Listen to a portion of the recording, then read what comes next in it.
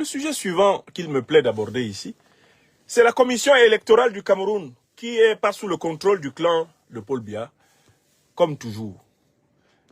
Monsieur Biya, ou plutôt son secrétaire général et authentique président en exercice, qui a délégation de signature, monsieur Biya a publié un décret présidentiel dont j'ai obtenu le texte. Ce décret dit ceci: le président de la République, décret du 20 décembre, qui a été signé hier, vu la Constitution, vu la loi portant code électoral modifié et complété par la loi du 21 décembre 2012, décrète, article 1er, sont à compter de la date de la signature du présent décret nommés membres du Conseil électoral et d'élection Cameroun pour une période de 4 ans éventuellement renouvelable, messieurs Mboutouzé Jean Bernard, Nanga Charles. Article 2, le présent décret sera publié suivant la procédure d'urgence, puis inséré au journal officiel en français et en anglais. Yaoundé, le 20 décembre 2024, le président de la République, Paul Biya. Quel commentaire cette décision appelle? Alors, M. Mboutouzé, Jean-Bernard et Nanga Charles sont des membres ordinaires du RDPC de très longue date. Et la commission électorale est essentiellement constituée de membres du RDPC. Si ce ne sont pas des membres affichés, de membres, implicites. Ce n'est pas quelque chose que les Camerounais apprennent. Depuis le vol de l'indépendance réelle de ce pays par le colon français, qui a imposé, au prix du massacre de plus d'1 million de Camerounais, ses valets, Amadou Ahidjo et Paul Biya, depuis ce temps-là, il n'y a jamais eu d'élection démocratique au Cameroun. Il n'y a jamais eu d'élection transparente au Cameroun.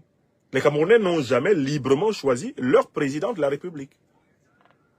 C'est toujours sur la base de la violence, du mensonge, de la ruse, sur la base du viol constitutionnel et de la fraude électorale que Ahidjo et par la suite Biya se sont reproduits à la tête de cet État, avec le soutien de leurs maîtres néocolonialistes français, qui d'ailleurs les ont préparés pour cela, puisqu'ils ont veillé à assassiner tout le leadership révolutionnaire panafricaniste de ce pays entre 1955 et 1971.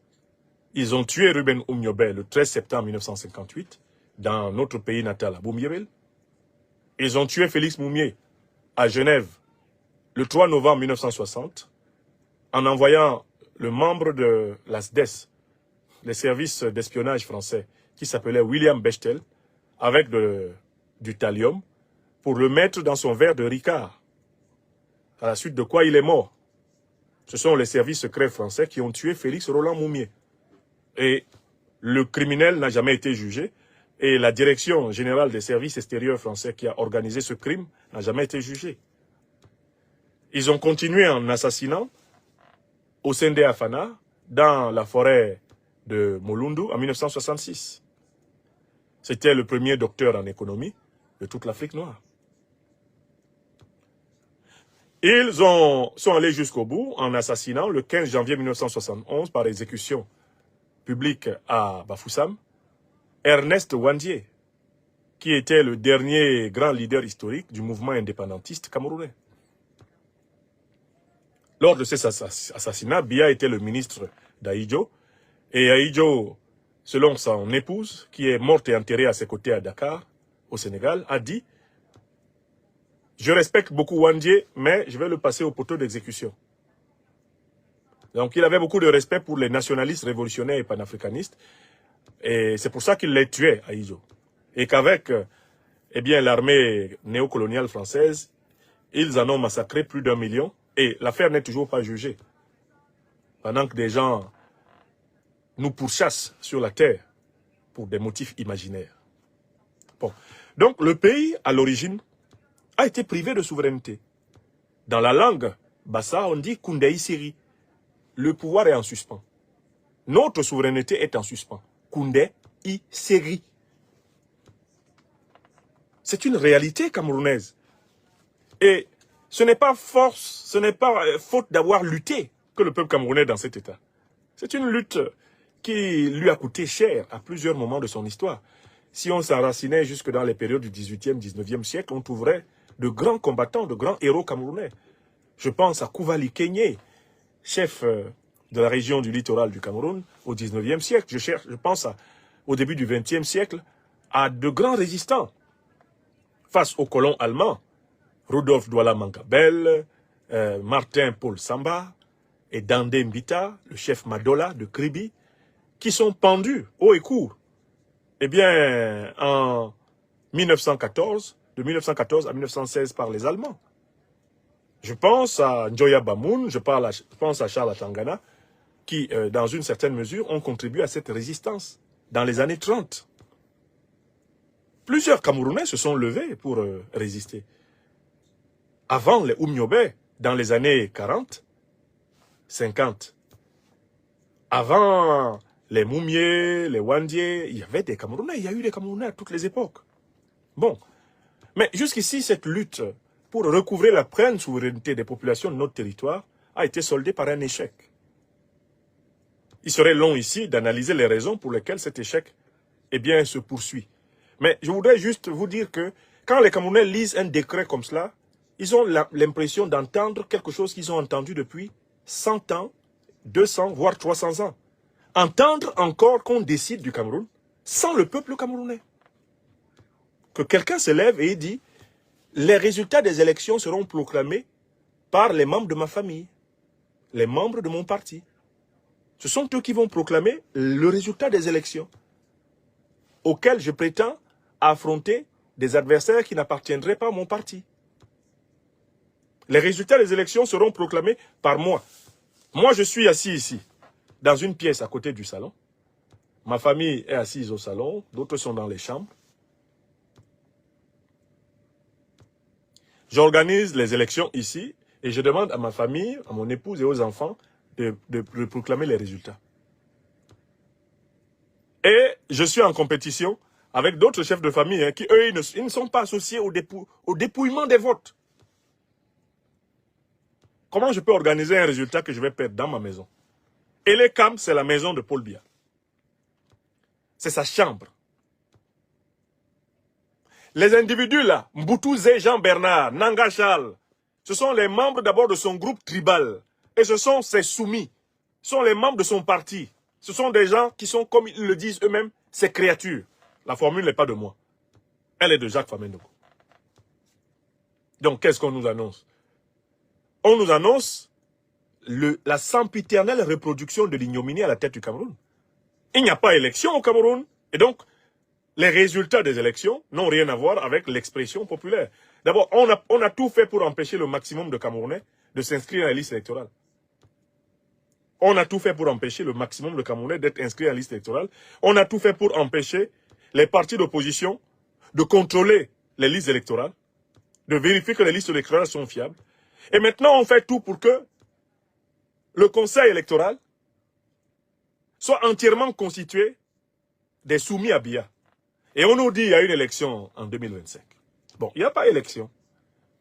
Non seulement je savais qu'il n'y avait pas élection, mais je savais aussi, et je sais depuis très longtemps, que ce n'est pas par une telle élection que le changement politique aura lieu au Cameroun.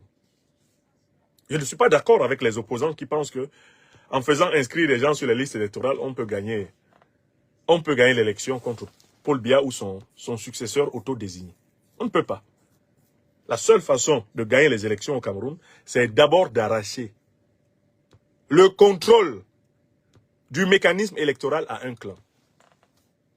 Je recommence.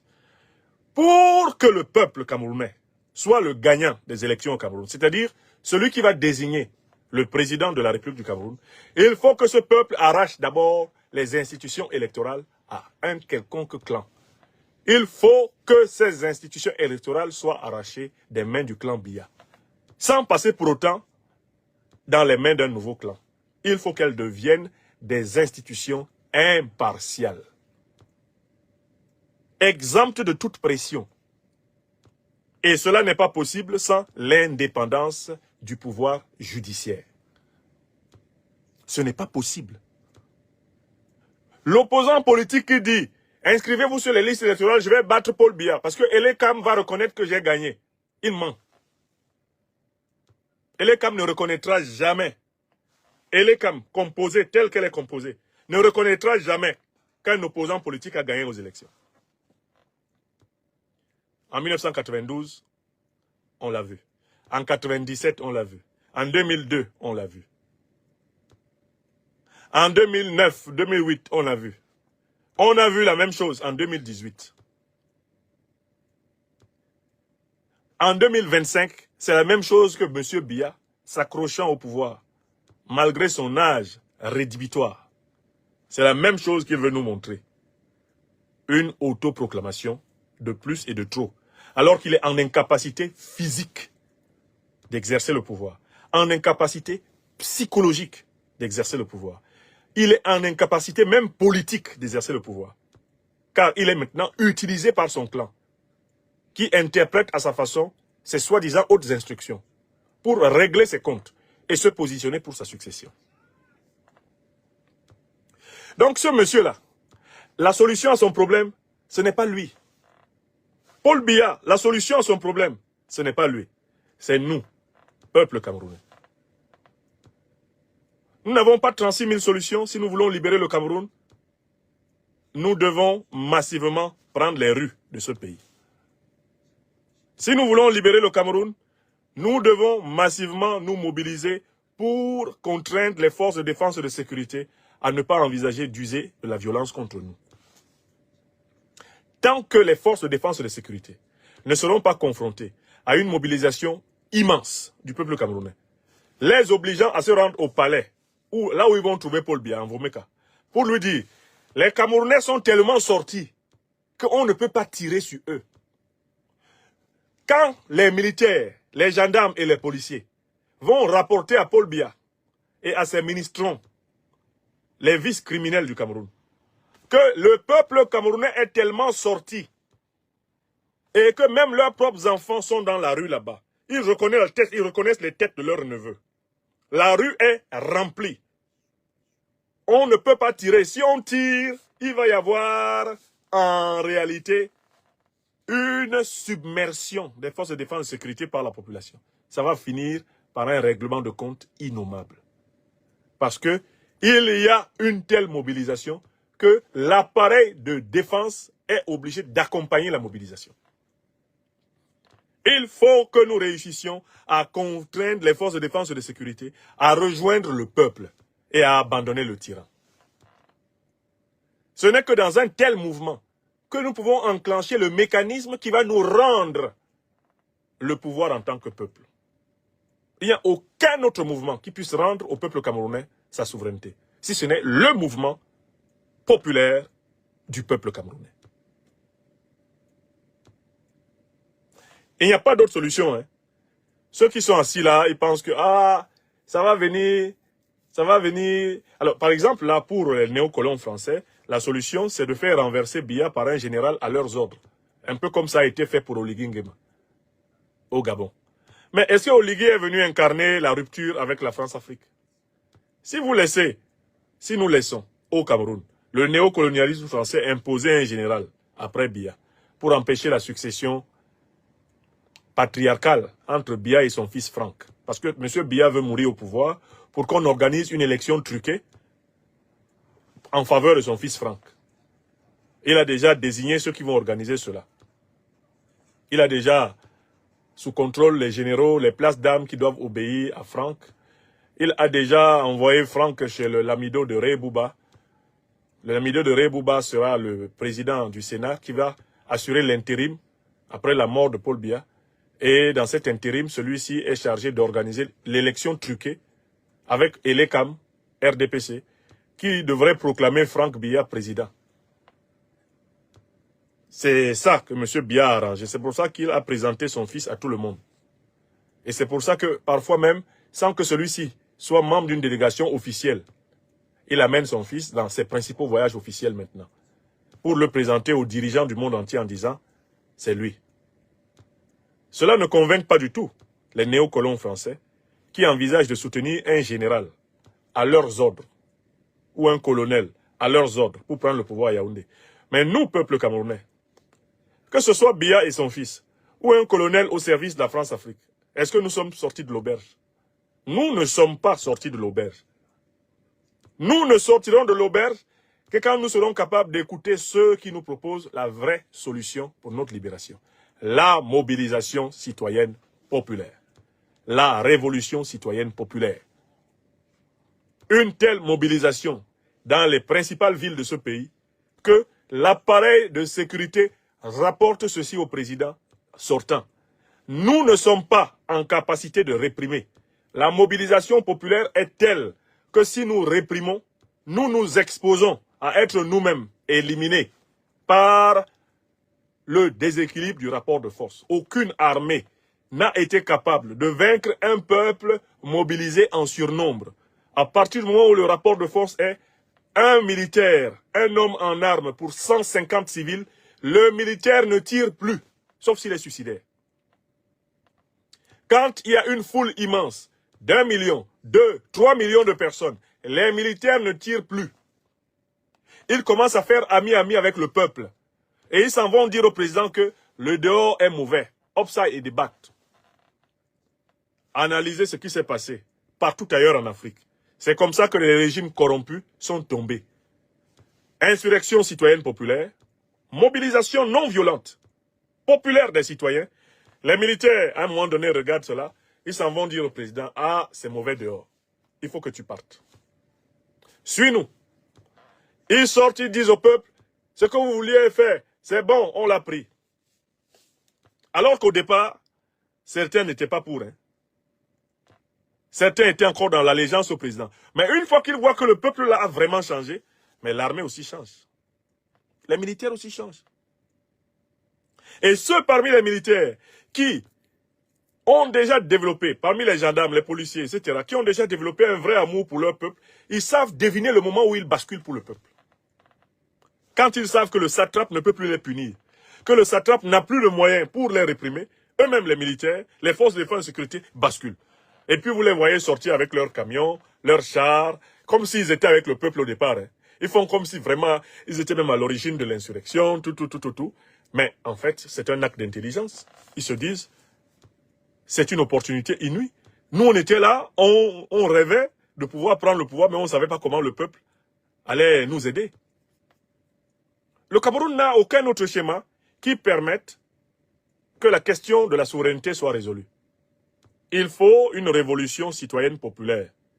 Cette révolution citoyenne populaire va contraindre l'armée, la gendarmerie, la police à lâcher la dictature. Quand l'armée, la gendarmerie et la police auront lâché la dictature, la transition politique véritable du Cameroun commence. Celle-là permettra au peuple camerounais de choisir librement ses dirigeants. J'en suis convaincu. Mais pour cela, il faut que le peuple camerounais donne la télécommande à quelqu'un. Il faut que le peuple camerounais fasse confiance à une parole. Fasse confiance à une organisation, fasse confiance à un visage. Fasse confiance à une personne engagée sincèrement pour lui. Car c'est ce défaut de conscience et de confiance à une personne souverainement engagée pour le peuple camerounais, un leader panafricaniste révolutionnaire. C'est de cela que le peuple camerounais a besoin. C'est ça le médicament. Ce n'est pas simplement d'un leadership national ou républicain que le pays a besoin. Le pays a besoin d'un leadership panafricaniste révolutionnaire. Et c'est vrai de tous les pays africains dans la même situation. Seul le leadership panafricaniste révolutionnaire peut transcender les barrières de l'ethnicisme, transcender les barrières du micronationalisme hérité du colonialisme, transcender les barrières de la dépendance envers précisément le néocolonialisme et l'impérialisme, pour affirmer les intérêts souverains du peuple en construisant des alliances avec le monde multipolaire. C'est de ce leadership que le Cameroun a besoin. Et les Camerounais doivent se mettre à écouter ceux qui leur parlent ce langage. S'ils veulent sortir de la servitude dans laquelle nous nous trouvons actuellement dans ce pays. C'est pour cela que j'ai écrit ce livre. Il y a là-dedans 40 pages dans lesquelles j'ai condensé la doctrine de la libération du Cameroun au XXIe siècle. Le livre est là. On peut le trouver sur toutes les plateformes de vente de livres, que ce soit la FNAC, que ce soit Amazon. On peut le trouver aisément. Il se lit vite et bien pour un nouveau leadership populaire camerounais Appel aux forces panafricaines pour la libération du Cameroun. Appel aux forces panafricaines pour la libération du Cameroun. Donc moi, je ne suis pas assis ici en train d'attendre quelque chose de l'ECAM. Je n'attends rien des élections de l'ECAM. Personnellement, je n'en attends rien. Alors, l'opposition politique, dirigée notamment par le président Maurice Kamto, du MRC, elle considère que le combat électoral est un moyen, en effet, du combat de libération nationale. C'est son droit. Je respecte son choix. Mais ce choix, nous l'avons fait en 2018. On connaît les résultats. Nous l'avons fait en 2011. On connaît les résultats. Nous l'avons fait en 2004. On connaît les résultats. Nous l'avons fait en 1997. On connaît les résultats.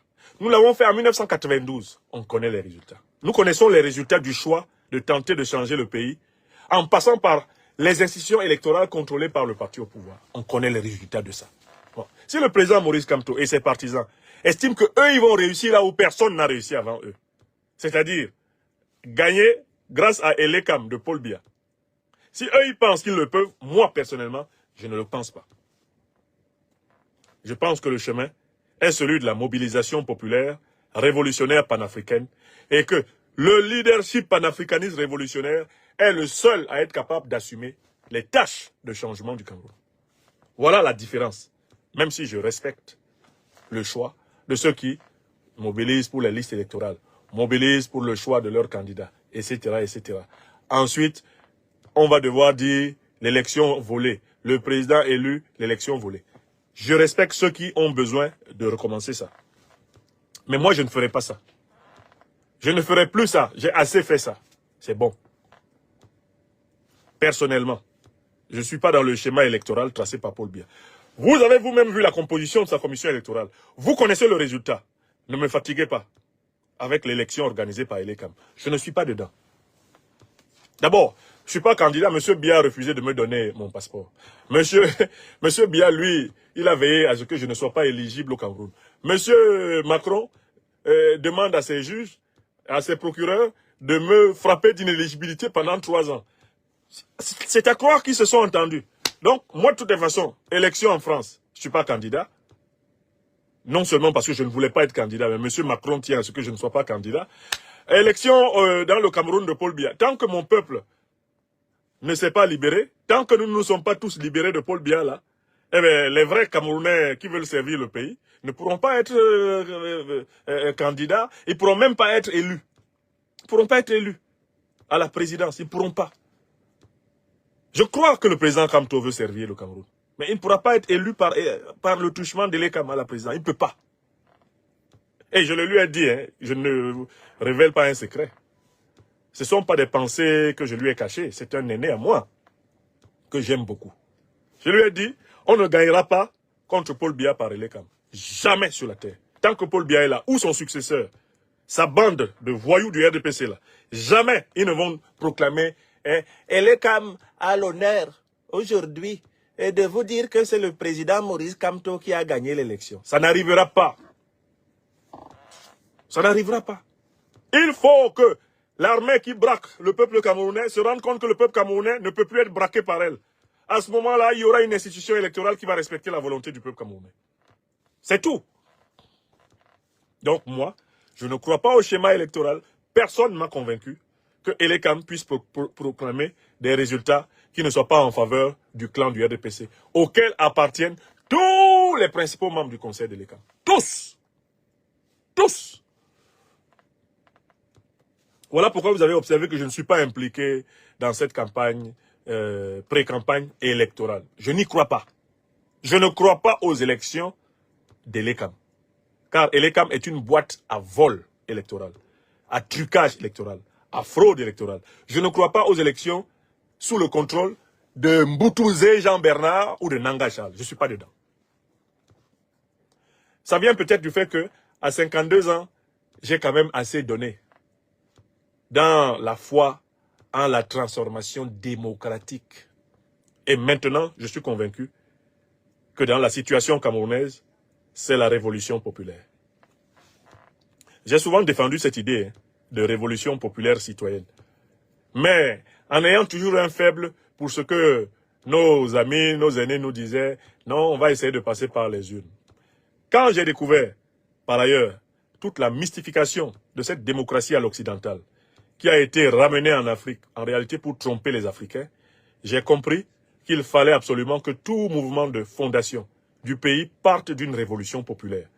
Je crois au fondement qui fait participer le plus largement possible le peuple à la transformation des conditions, de ses propres conditions, lui. Ce peuple sait qu'on n'aura pas une élection crédible avec Paul Biya et ses sbires tenant la commission électorale.